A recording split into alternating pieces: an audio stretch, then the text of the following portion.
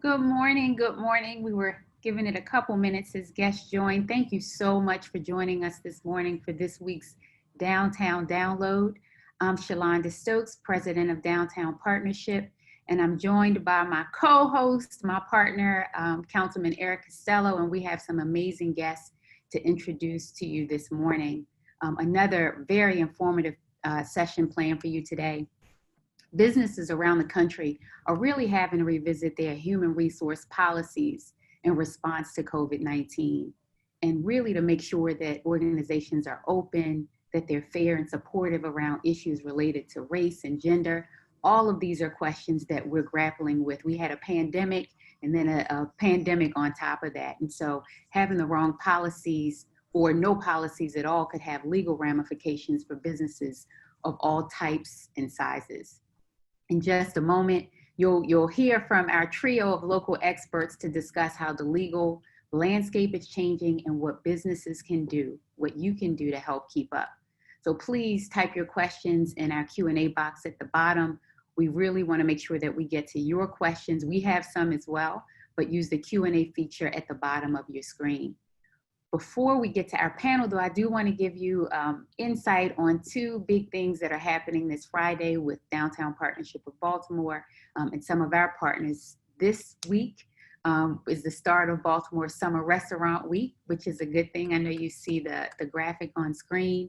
We co-produce Restaurant Week with Visit Baltimore. And in response to COVID, and because we want to make sure that we're utilizing this to also support many of our businesses and our restaurant community, we're doing it a little bit different this year.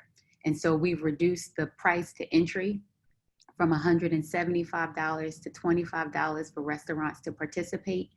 And another sort of difference this year, understanding the climate, is that Restaurant Week also takes into account curbside pickup. And so, dine in and all of those, the fast casual that's happening with the restaurant community, so that you can take it and enjoy it in any environment that you feel is safe for you that way. So the restaurants aren't required to offer the multi-course meals, but what they're able to do is to create something special based on their menu and something that's going to be special for the consumers. So we just launched a new website with that. Please take a look at it. You can compare menus. You can, see food pics.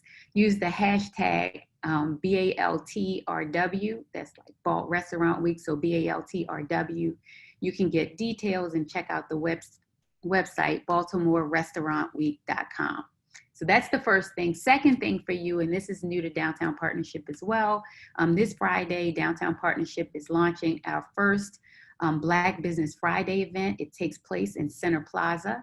So we've teamed up with the Afro, with the Harbor Bank of Maryland, and the Center Plaza Foundation to celebrate African American excellence and enterprise. So there'll be music, entertainment, and a showcase of the region's best businesses and retailers, makers, restaurants. And so all are welcome. We hope to see you there.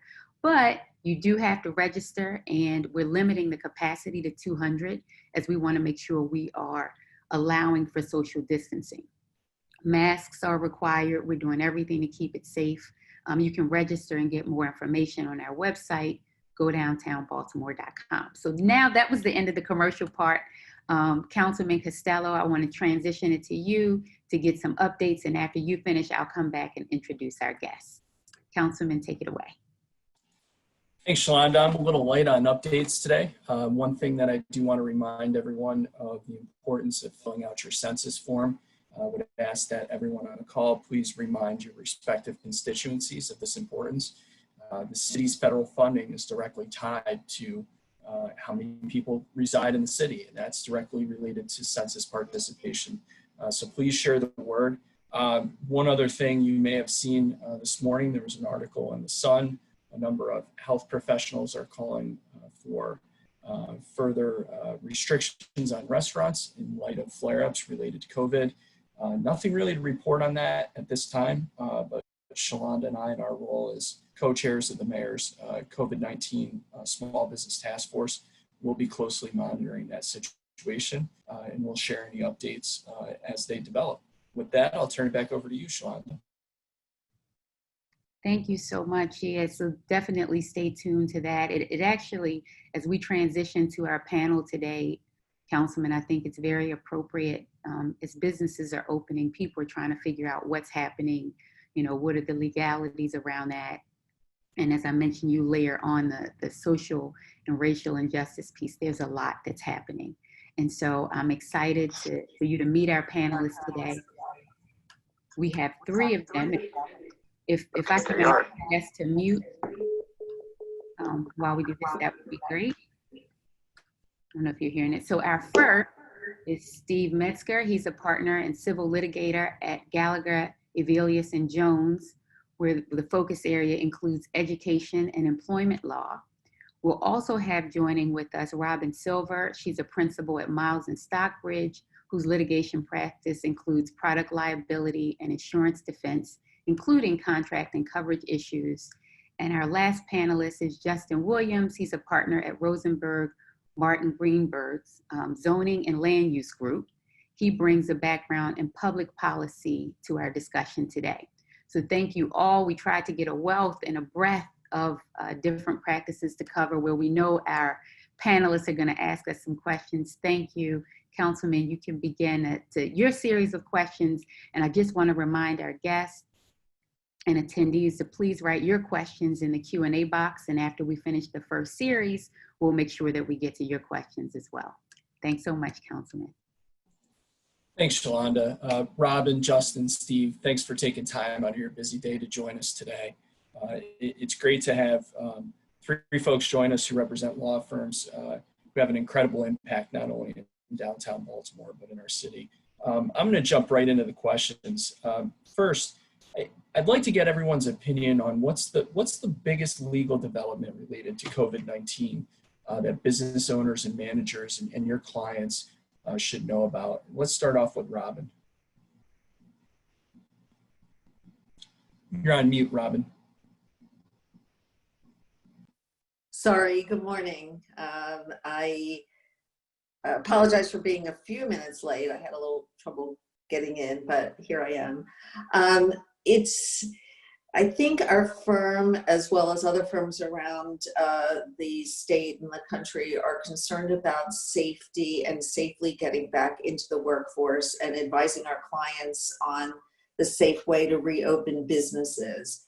I know that our firm has had we've had webinars and given advice to our clients about how to safely have their workers come back into the office. Also, in terms of keeping the businesses running, I know we've done a lot of webinars and research and have blogs on our website about the PPP money and how businesses can borrow money from the government through the PPP program and ways to make sure that they don't have to pay it back if at all possible. So I know that we've been advising clients throughout this process about that as well, to keep their businesses running. Steve? Yeah, I would echo everything Robin had to say. I think for my clients, managing staffing and ensuring that the business can continue to operate. Hey, Steve, hang on one second. Robin, would you please go on mute? I think we might be getting some feedback. Thanks. Go ahead, Steve. My apologies for that.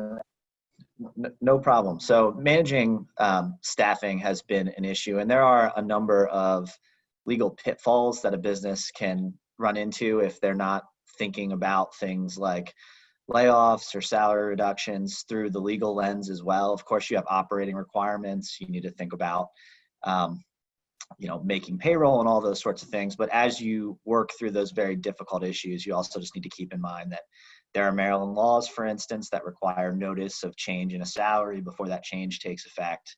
And beginning in October, there's a new law that's going to come into effect that effectively requires 60 days notice before a reduction in force of your employees. So that'll take effect October 1. There was already a federal law that required that, but now Maryland has a state law that works a little bit differently. So business owners, as they're dealing with staffing issues, just need to remember those legal requirements that overlay their operational ones. Justin? Yep, I guess I don't know if it's the biggest overall challenge related to COVID, but from my lens, and I'm a primarily, as you know, councilman in Shalanda. It's our first time meeting virtually, but I focus primarily on zoning and land use. And as government sort of slowed down and stopped having public meetings for the first few months of the pandemic, my general specific practice area slowed down as well. And I started pivoting to doing more general real estate work.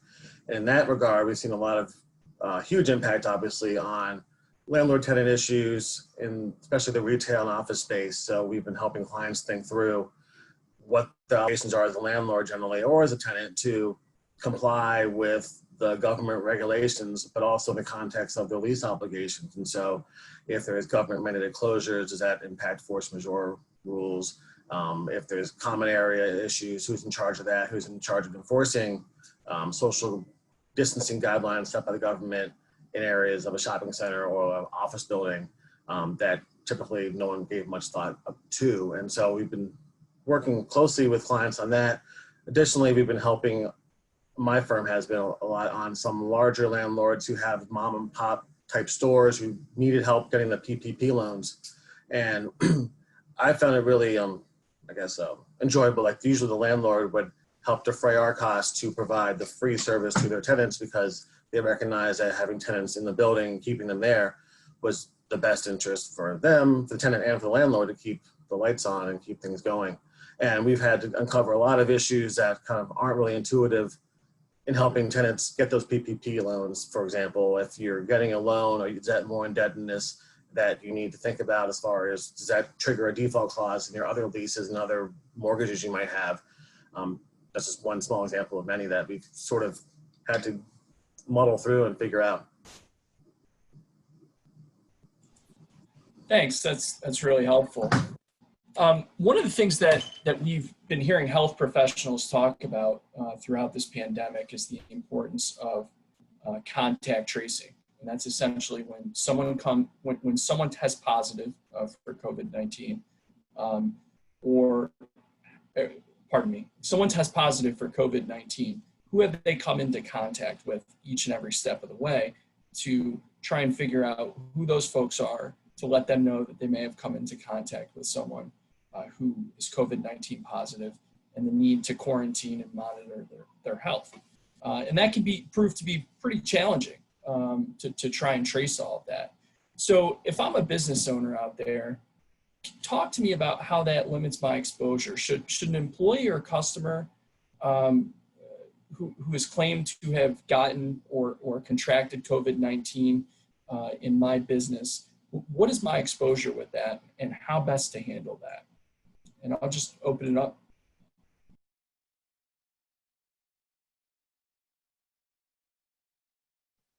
See, I'll jump in there. Thanks, Steve. So I think it's going to be nearly impossible, unless your business has a relationship with its customers so that you interact over a long period of time with them, face-to-face, close contact. It's gonna be really difficult to attribute getting COVID-19 to a particular vendor, except maybe if there's a big flare-up, for instance, at a restaurant all on the same evening. Otherwise, we're just all coming into contact with so many different people, so many different points of the day. So for me to say, for instance, I got it at the grocery store, it's going to be very difficult for me to make that out as a customer when I've also, taken my kids to the pool or had to go to my own office space. Attributing the virus to a particular area will be difficult, I think. Not to say that those cases won't come. Certainly they will. And I think the best defense for business owners is to be fully compliant with all applicable city, federal, CDC guidance, whatever the local health department's putting out. You just have to meet all of the various standards so that you can show you are fully operating in compliance with guidance. So I think contact tracing with respect to customers is be difficult and pretty fraught, but I do think, you want to be transparent. If you know that, for instance, an employee or a customer had a positive case, I think it's helpful, with respecting anonymity for any particular person, to be open, for instance, with your other employees. You don't say that Steve Metzger got COVID-19, but you say, we've had a case at the office and we're going to be going through contact tracing, and we'll let you know if you're someone who should quarantine for the next 14 days. So I think you want to have that transparency.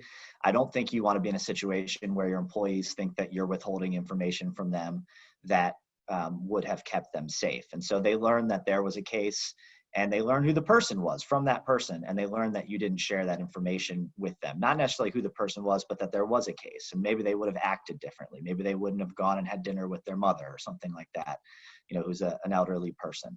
That's going to be a morale and an employee relations problem if you're not transparent. And again, within the context of confidentiality of any particular person, we never want to out the actual employee, but I think we do want to be open with our employees about cases as they arise. And I think, to your point about contact tracing, Hopkins has a program, CCBC has a program. If you are a business that has enough size that you can have an HR professional or professionals, it would be great to have a number of those HR professionals undertake the contact tracing course, so that as issues arise, they're already knowledgeable. They know how to do that. They know how to respect confidentiality as they go through the program. And I do think having a good contact tracing program for your own staff is going to be really helpful in limiting your cases and, as a result, your potential exposure. Robin?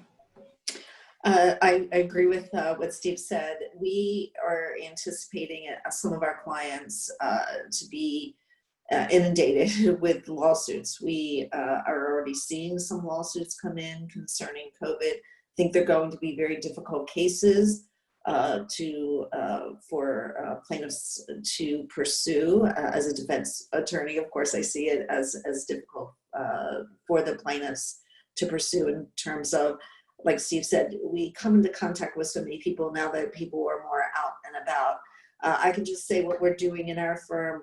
Our opening of our firm, which is not completely open yet, is in stages.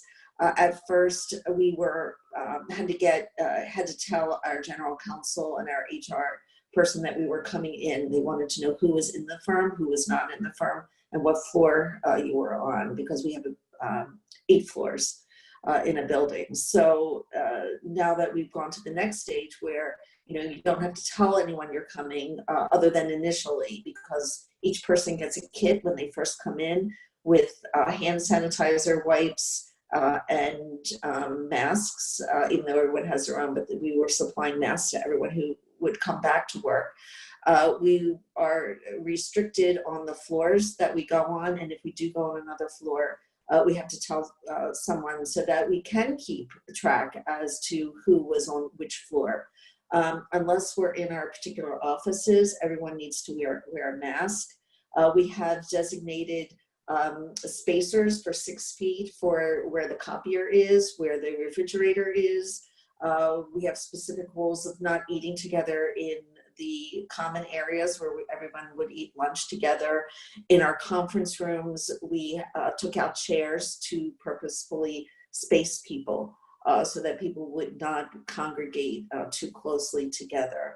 So we have specific rules, and we've advised our clients to follow these specific rules in terms of returning to the workplace just to protect people. We did have an incident where the name was not disclosed, as Steve mentioned. Someone's family member did contract COVID, so that everyone would know specific people that would come into contact with the employee whose family member had COVID, that there was a diagnosis, so that people could protect themselves and their family members, so they know within a particular period of time and 2 weeks to not get near people that might be more susceptible. So we're being very careful and advising our clients to be very careful in terms of the slow return to the workplace. And I think in my firm, I know more and more people are starting to return to the workplace. And it is so different than what we're used to working. We're always, we would work in teams all the time for our cases. We meet all the time. our common area is called the Hive. You know, we would go there and just to, you know, to interact with people. And now when you go out of your office having to wear a mask, it's just difficult. And I know that also we are providing for employees if they're having psychological problems and having difficulty dealing with this. We're offering free services so that people can go and reach out to a professional and get help in dealing with what is going on, isolation and different kinds of issues. So that is something that we're offering our employees, and, you know, encouraging our clients to do the same to help people through this tough period of time. So those are just the things that we're trying to do. I guess I'll add in that, like, my specific practice area doesn't deal specifically with a lot of liability issues, but I've been tasked with this kind of an outgrowth of my practice area to track the policy changes and what's going on at the local, state, and federal level. And so I've seen the federal, the newest relief package that's being debated by Congress now, or the White House, to the extent they're actually debating it internally, is that it would have to include some level of liability shield for businesses and manufacturers. And so that'll be interesting, I think, from policy angle to see what comes out of that. I'm interested in Robin and Steve's opinion too. Like, I imagine you would still advise your clients and businesses to go above and beyond what the bare minimum is, and that even if you have some shield from a negligence case because the business didn't take the, you know, I guess whatever the reasonable, I'm forgetting my torts first year term elements, but like that they didn't take the reasonable steps to protect their businesses, their consumers and stakeholders. And so, I mean, I would tell restaurants who've asked me and like what they should do to take the best steps and at least follow state and government guidance, state and local guidance about how to reopen. So that'll be at least some cover for you to say, we follow the state's guidelines specifically, and hopefully that'll be some cover. Thanks. So one of the things that we're hearing a lot about are that companies are becoming increasingly concerned about what their employees are doing off hours, specifically engaging in activities that carry with them a risk of contracting COVID-19, whether that's hanging out with friends or going to a bar or restaurant. And they're concerned that could expose their employees to COVID-19. Are there any things that a business can do to put legal restraints on outside conduct of their employees? Could there be a code of conduct that could be implemented? What are your thoughts on that? I think it's really challenging to try and enforce or police off-site employee conduct. And so I think pushing out guidance, making people generally aware of what the standards are, informal communications, all those things are good. I would be wary of attempting to police any particular code of conduct for off-site activities, especially right now where, although changing conditions may result in some level of rollback, many of the activities that would be of concern are actually within the current guidance that's out there. You can dine indoors. You could go to a gathering that wasn't beyond a certain number of people. I mean, you can do the things that could cause the transmission of COVID in a completely legal way. And so trying to add more restrictions on your employees than the law would compel is always fraught and generally not something that an employer should do. The one major caveat that I might add is many employers are asking employees to report their travel, especially if they travel to any of the, quote, hot spots. And many employers are looking to the Harvard heat map to determine what would be a hot spot where a person should report. And those policies of reporting your travel are generally permissible as long as you apply them across the board. Don't target specific employees to report. But if you ask everyone to, for instance, if you had a survey app where you ask everyone who's going to travel to log into that, report their travel, that goes to human resources, who would look at where the employee was going, how they're traveling to get there, what they're planning to do when they're there, and make a determination about whether or not that person should be permitted to come back to work for 14 days after they return from their travel. And certainly it's a lot easier for employees whose employees have the opportunity to work remotely. It's very easy for someone at Robin or Justin or my law firm to work remotely for 14 days. It's a little harder if your business requires on-site physical presence. But if a person has recently traveled to Houston or to Miami or to any number of other cities, Tucson, that have a lot of cases, and have gone out and about while they're there, that adds a level of risk that an employer may decide, maybe I should grant this person some leave for 2 weeks rather than have them come in and expose my employees. So I agree with what Steve was saying. What we do when we log into our office computers, it says if we are using a computer on site that we have to certify actually that we have abided by the CDC guidelines, and if not, we are to report to HR what we have done and not done. But I agree that we can't restrict what people do outside of the firm. What we can do is make sure that while our employees are in the firm, that they comply with the rules and regulations that we've set into place concerning wearing a mask in common areas, wiping down surfaces, and being safe within the workplace. And also to report if there's been any travel or anything out of the ordinary concerning the CDC guidelines. So that's what we've been doing. And I haven't had to wrestle with this closely for clients, but I think it is an interesting issue, and I think we'll get into this later in the conversation about sort of the other ongoing national issue with the pandemic and the national discussion on race and racial equality. And I've been thinking through issues just as like a personal thought matter and policy experiment, thinking about what do employers do, or what is their duty to police their employees' social media conduct in light of sort of controversies recently, and that there's been local restaurants and national companies that have been cut under fire because their employees have posted insensitive things or they're quasi-insensitive. And so that's sort of interesting to me because it kind of relates to also if you post a picture of yourself traveling on Instagram or on Twitter that you went to the beach or you went to Florida, then does your employer have a duty? If they see it, if someone notices it, what are the rules and what do they need to do to mitigate that? So I'm just interested in that. That's something I'd be thinking about if I were talking to clients. That's something that we should research or think about more, or talk to a true business attorney or employment attorney to figure out what their policies should be. Thanks, Justin. Steve, you kind of touched on this a little earlier, but are there any OSHA or other guidelines that a business is besides the guidance that's coming out from CDC, that a business should be expected to comply with? And other than asking exposed employees to self-quarantine, are there specific cleaning standards or other protocols that a business should be prepared to follow?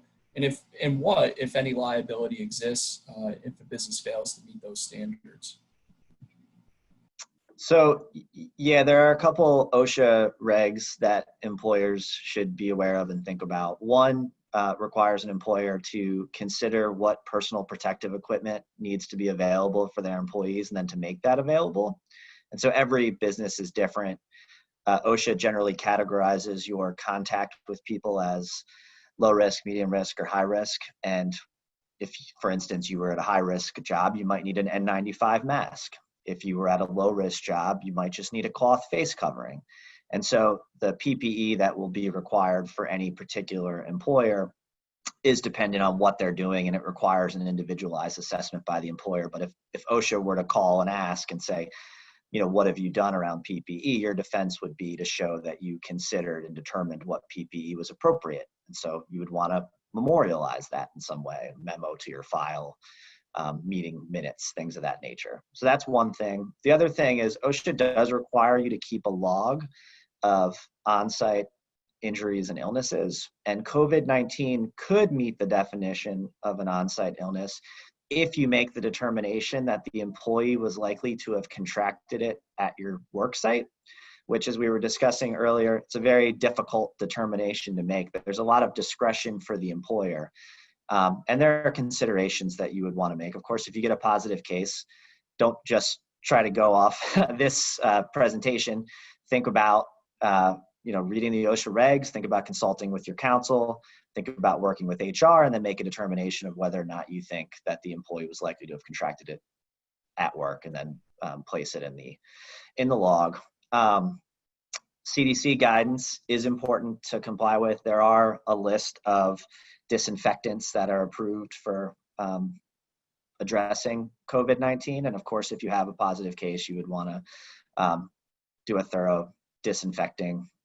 Also want to make sure, one thing that I think is worth spending the money on, if you're able to, is having your HVAC system reviewed to make sure it's operating at maximum capacity, that you've added all the outside air in that you can through your system, and that you've added HEPA filters if you're able to. That's not necessarily a specific legal requirement, but CDC has pushed out guidance that pretty strongly says an employer should do that. And I can see that being a basis where future claims of the type that Robin will be handling might come from. Now, employees are covered by a workers' compensation regime, which should generally prevent them from suing you in a private cause of action in court, like the kind that the attorneys on this call might work on. There are certain exceptions that plaintiffs' lawyers might try to get creative and bring, but in general, employee claims will go to the workers' comp system. And in that system, sort of like the OSHA log, there will be an inquiry into where do we think it likely this person got COVID-19. And unless a person is able to demonstrate that they really rarely left their house, they really just went to work, that was their contact with the outside world, I think it's going to be pretty challenging for those claims to succeed. But we can't speak with any certainty on how that will play out. So I don't know if I've missed any aspects of the question, but I feel like I've talked for a long enough period now that I'll kick it over to Robin or Justin. So I know our firm formed a coronavirus task force to advise our firm and then to clients. So I think if businesses are concerned about compliance issues, they should contact an attorney who knows what the rules and regulations are, because they change daily, especially compliance with each of the phases that the governor has issued throughout the state, and then each county has issued certain rules and regulations and what's going on, and it changes so often. To get advice from someone who really knows and is keeping up with every single change in regulation. And again, there's online resources as well for businesses to look at. I know that our firm has a blog or blogs that keep up with it daily as well. So to look back at the history of what's been happening since, since March with all of this, and the evolution of the rules and regulations, and what businesses need to do and need to know. So I think that's important to keep up with all of that, so that businesses are in compliance, so that if someone does decide to sue them, because there's always a lawyer out there that does think creatively on how to do that, not only to make money for them and their clients, but also to make sure that people are complying with what they should do generally, and that it helps keep businesses in line. But it's important to make sure that businesses keep up with what their compliance responsibilities are. I don't want to go out of order, Councilman, but I have other questions personally, because I don't deal with the ongoing business operations side. I deal more with the licensing and permitting, get a business started. Is when do the OSHA regulations kick in for businesses, and then what is the realistic likelihood of OSHA or other kind of governmental regulation or oversight kicking in? Do you have like a general brief answer for that, Steve or Robin? I would say, of course, I would consider, and honestly, as I sit here, I don't know if there are any particular caveats to when you might be able to claim exemption from OSHA regs. I just generally am approaching them as though they are in effect for my clients who are all operating enterprises. I don't know if there's sort of some kind of lead up to how long you have to be in business before they kick in, but I would just consider them to be in effect, and I would consider them to reflect generally a standard of care that one should comply with, just the same way that the CDC guidance reflect what I think we will look to as a standard of care. You touched on that earlier, Justin, with the ordinary reasonable person standard. And, I think part of that is, are we complying with any applicable guidance we can look to? And the other part is, are we acting in the manner that reasonably prudent businesses are? And so I've been sort of beating this drum throughout the COVID crisis of, what are your peers doing?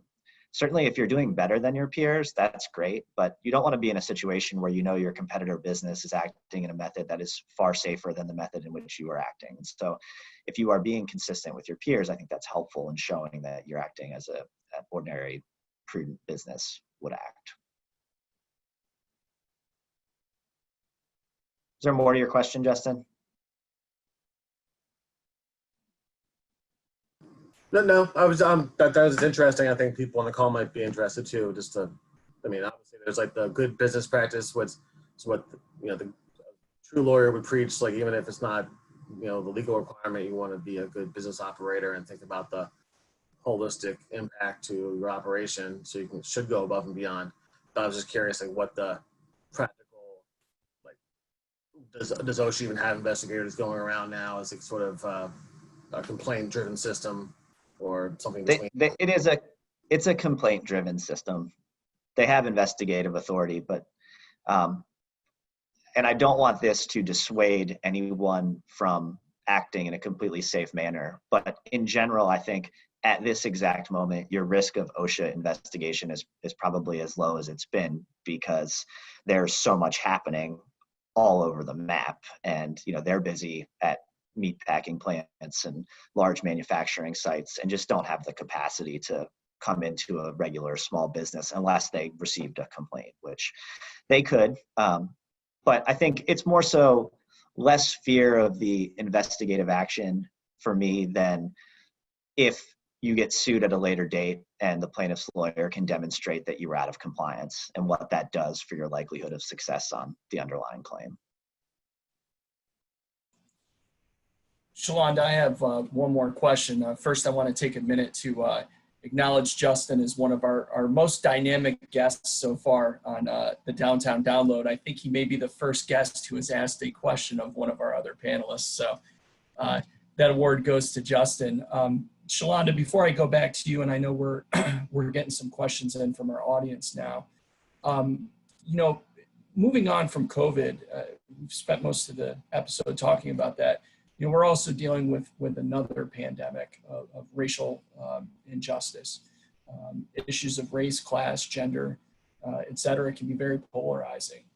And a lot of business owners and managers are trying to avoid these subjects. But this is a moment in time that's critically important. If I'm running a business, should I be reviewing my human resource policies?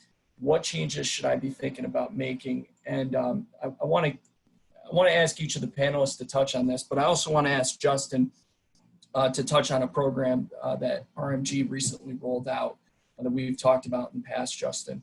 But with that, I'll open it up. Let's start with Steve.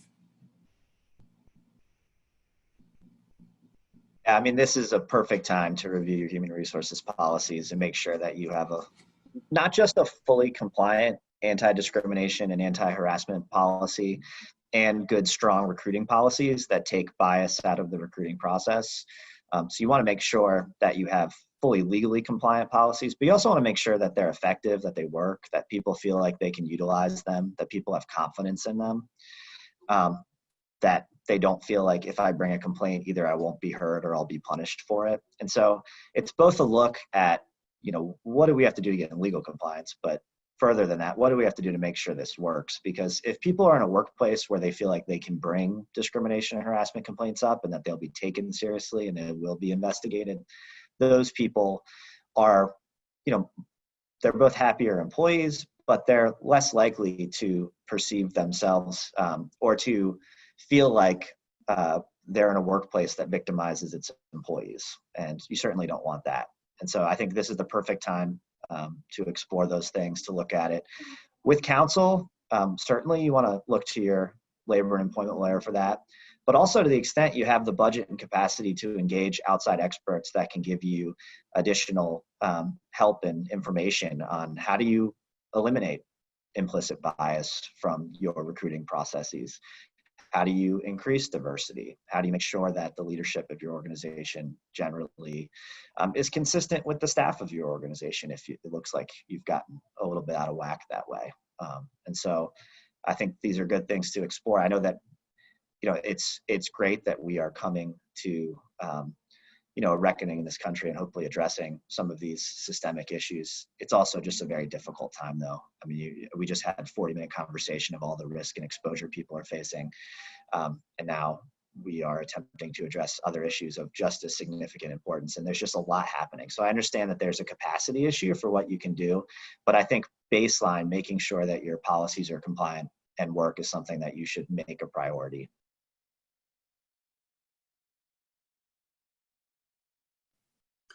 So I know that companies that we do business with, a lot of companies demand that you have a diversity policy. And I think other businesses, when you do business with other companies, that they want to see what your policies are. They want to see it in writing. They want to know statistically what is your company? Is it diverse? What is your policy concerning harassment? And I think that to have things in writing and in place, and to make sure that the employees know where they can go and what they can do, and to feel comfortable in that. I know when I went to my firm from another firm in 2003, there was already a diversity committee, and that has grown in time, in not only in size but in importance. And we have hired someone specifically over the years. We've hired different people, but the last couple of years we hired a new person specifically concerning diversity in the workplace and diversity initiatives. We just started, we have a new initiative that to support Black businesses, where our firm will we'll take applications, and we will provide either no cost or low cost legal services for Black-owned businesses in the community. So we're putting our money where our mouth is. So what we want to do is we're allowing our associates and our attorneys to count for their hours, because firms, you have to have your billable hours, but count towards their hours up to 100 hours of free legal work. And we're trying to really push this initiative out into the community, not just within our business, but out into the community.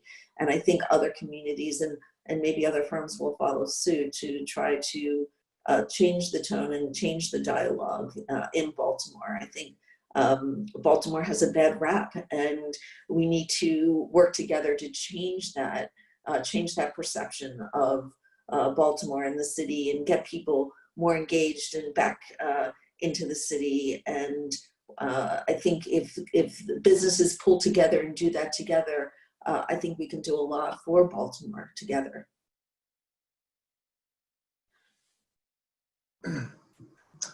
Yeah, and so I don't have my daily practice doesn't touch on like the employer side, or do you have to have policies from a legal perspective? But given my policy background, I can assert that, I mean, you would want most businesses, and they should want to think about what they're saying and what their actions are in light of the movement for Black Lives that has been publicized more recently, and have drawn racial equality issues to the forefront. Just thinking about what they can do to speak out on injustice, and then also what they can do to help end it and stem the tide. And Council mentioned my firm also, I guess, we've had an internal joke about if we beat Miles of Stockbridge to us first having a a Black-owned business initiative of our own. And that's very similar to what Robin has discussed for what Miles is doing. We are also thinking about how we can help Black businesses grow in Baltimore City. And we thought our firm is well equipped to provide that free legal service and advice to small businesses and startups to help build a flourishing economy here. I'm from Baltimore County originally, but been around Baltimore basically my whole life. And but as a just guy in his 30s, I wasn't really aware of what went on in areas like Sandtown during the 90s, where admittedly the government and private enterprise put in over 190 or $150 million into that area and tried to build things up. And as the unrest in 2015 showed, that it wasn't as effective. And what I've been reading and thinking about through reading good books like The Lines Between Us and Not in My Neighborhood and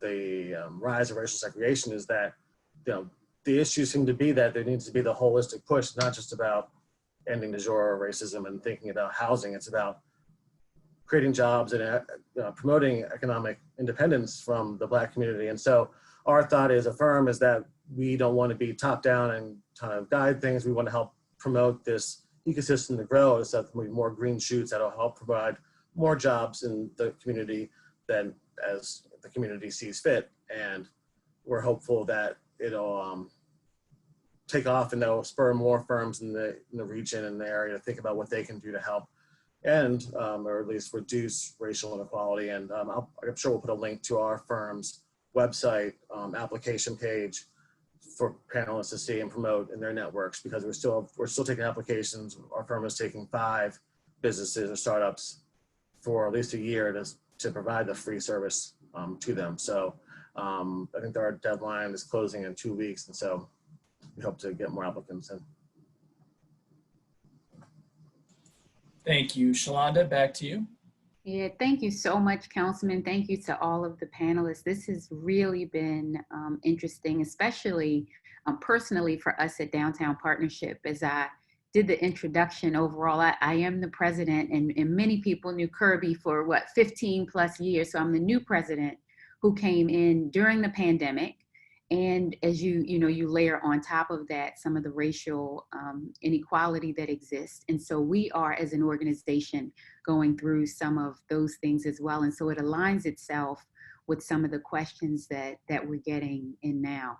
The first is as I talk about, and I'd like to build on and applaud the organizations that are taking a stand in not just the legal aspects of what needs to happen around racial equality. I know there's a level of sort of legality that we need to take into account, but there's also intentionality around helping solve the challenge. And all of those years of systemic racism and oppression and all of those things has a weight that's brought us to a place that unless we do something intentional about unraveling that, we'll still be at the same place. You talked about, Jason, 2015, and we're here in 2020, and things happened, but was there this collective effort? And so some of the things that we're seeing, and I know some of our guests are seeing, is you see that there's gonna have to be pressure applied, not just from the oppressed, right, but people that have influence. Look at the Redskins as an example, and the force of the name change. That didn't come because people said, don't, call us the Redskins. It was the pressure that was applied at a higher level, and organizations who are saying, I will not invest with you, I will not give you my business if you have practices that are hurtful or demeaning and such.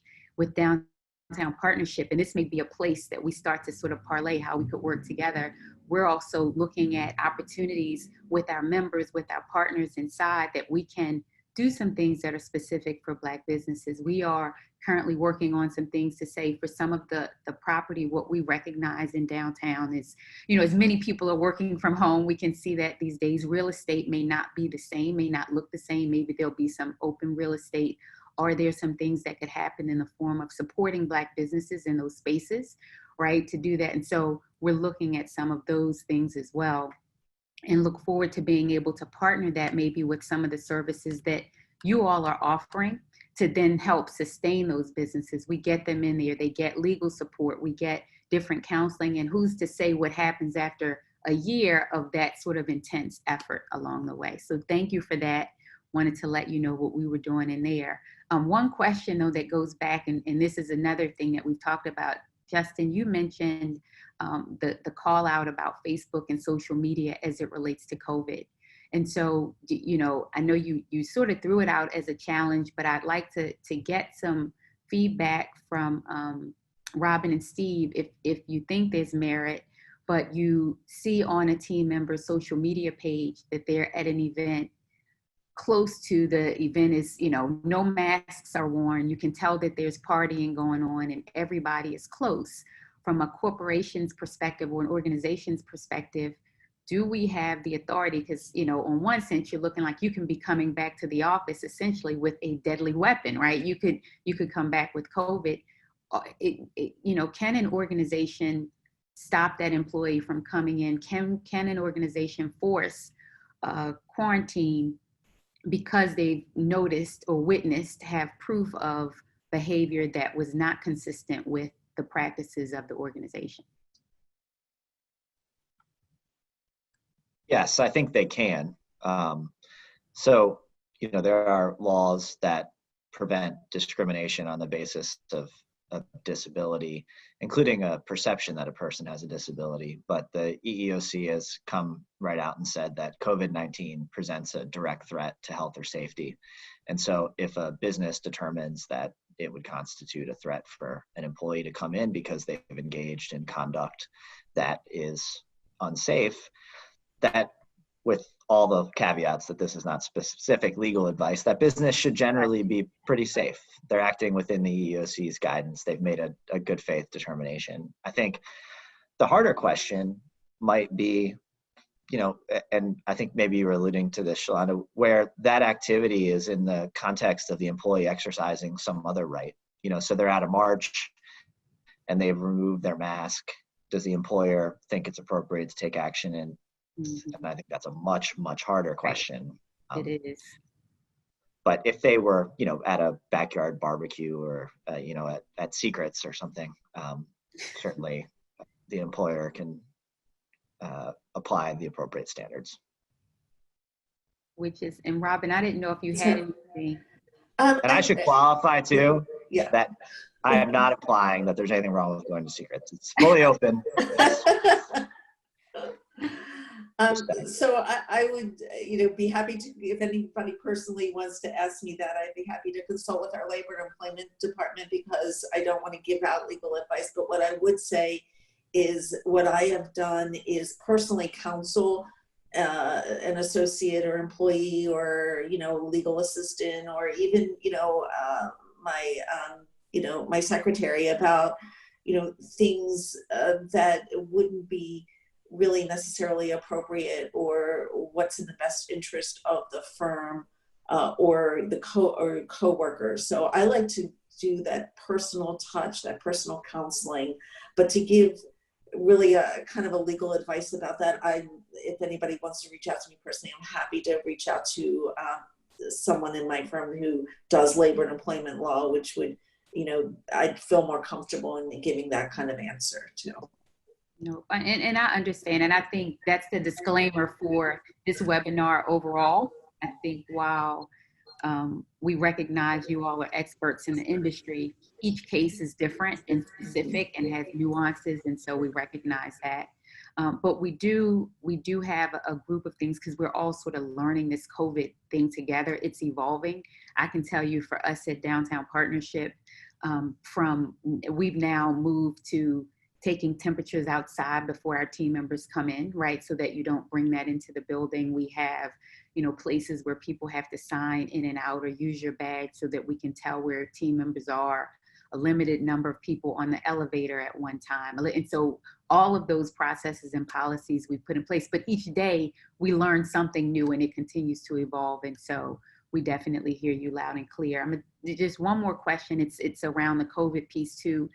Also starts to deal with childcare and things that happen outside a little bit. But we have, you know, where there are people who maybe at childcare, one of your team members' children was exposed to COVID. And so within the childcare, many of the centers, if one child is designated as getting exposed, all of the children have to quarantine for 14 days. And so from a company perspective, if the child has to quarantine, then the parent has to be, somebody has to be with the child. Do you know, or what happens from an organizational perspective, or what are your requirements as a company to then support that employee for being able to stay home with their children?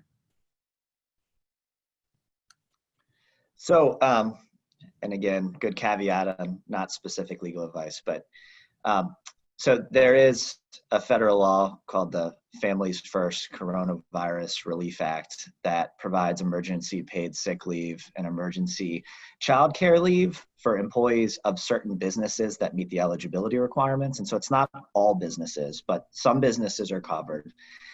There are associated tax credits with those businesses that are covered and have to provide leave. And so it's not just all, sort of an extra liability for leave. There are some tax credits that can help the employer to offset the cost. But the unavailability of childcare is one of the bases upon which a person can take that leave. And so if an employee says, I need leave because my childcare provider is closed, that should be the first thought in an employer's mind. Let me look to see if that's potentially applicable to me. Even if it's not applicable, the CDC has really strongly advised, and I think employers in general should follow it, to be flexible. I mean, it's clearly going to be a talent drain if you take the position as an employer that I'm not going to work with these people that can't come to work because they have childcare issues, or I'm not going to work with people who can't come to work because they may have been exposed and don't want to expose other people. I mean, folks in the context of COVID-19 who feel like they're not supported are people that are not going to be loyal to their employer, I would say. And so there's been a lot of urge for flexibility, and I would just echo that urging. No, absolutely support it 100%. I think there's a human element to all of this as we're learning that has to be applied. Thank you, Steve. Thank you, Justin, Robin, that your counsel has been great. Councilman Costello, I can't say enough about you and the thanks. Did you have anything you want to say before we wrap up? Thank you to everyone, and Shalonda, thank you to you and the incredible staff at Downtown Partnership who helped put this on.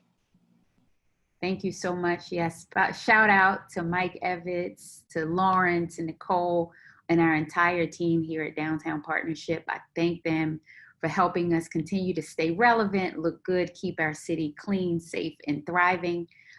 For all of our attendees, if you were not able to hear the whole webinar, or if you want to share it, please know that it'll be on our website, usually within 24 hours at godowntownbaltimore.com. You can also see our social handles there. So please continue to follow us with our events. And this week, please make sure that you participate in Restaurant Week, that you attend Black Business Friday that is taking place at Center Plaza on Friday the 24th.